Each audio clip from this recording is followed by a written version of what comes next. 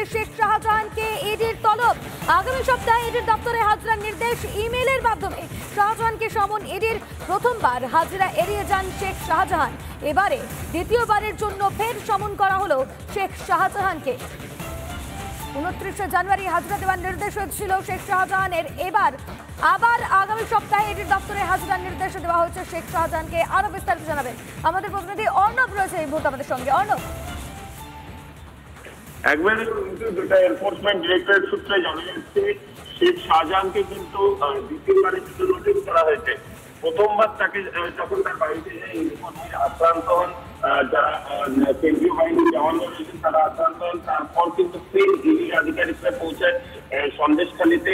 সেখানে তারা শাহজাহানের বাড়িতে তল্লাশি চালায়, তার বাড়ির সামনে নোটিশ চিপকে দেয় এবং সেই নোটিশে বলা হয় 29 জানুয়ারি শেখ শাহজাহানকে কিন্তু হাজিরা দিতে হবে। কিন্তু শেখ শাহজাহান 29 জানুয়ারি কিন্তু হাজিরা দেননি, উল্টে আগাম জামিনের আবেদন জানান। কিন্তু সেই জায়গা থেকে দাঁড়িয়ে আজকে সেই মামলার শুনানি রয়েছে এবং সেই শেখ শাহজাহানকে কিন্তু ফের এর মধ্যেই নোটিশ করে দেওয়া হলো ইডির তরফ থেকে এবং আগামী সপ্তাহে কিন্তু তাকে ইডি পিজিও কমপ্লেক্সের দপ্তর রয়েছে জোন 1-এ, সেখানে কিন্তু হাজিরা দিতে বলা হয়েছে। এখন দেখার আজকে যে শুনানি, সেই শুনানি পর্বে কি হয়, কি রায় বেরিয়েছে এবং অন্যদিকে যেদিনকে শেখ শাহজাহানকে হাজিরা দিতে বলা হয়েছে সেদিনকে অর্থাৎ এই দ্বিতীয় নোটিশে শেখ শাহজাহান অ্যাপিয়ার করেন কিনা সেটাই কিন্তু এখন দেখার। লুম্পি, ধন্যবাদ অর্ণব।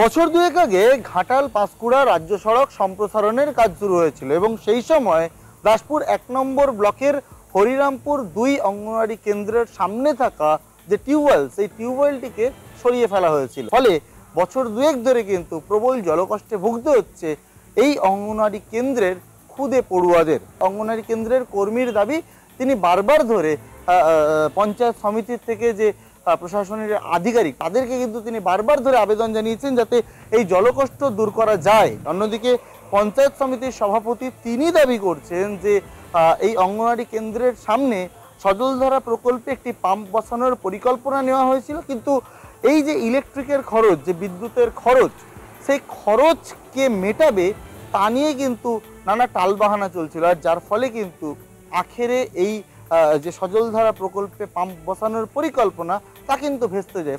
দাসপুর থেকে ক্যামেরা পার্সন মৃন্ময়ের সঙ্গে সুদীপ্ত, রিপাবলিক বাংলা।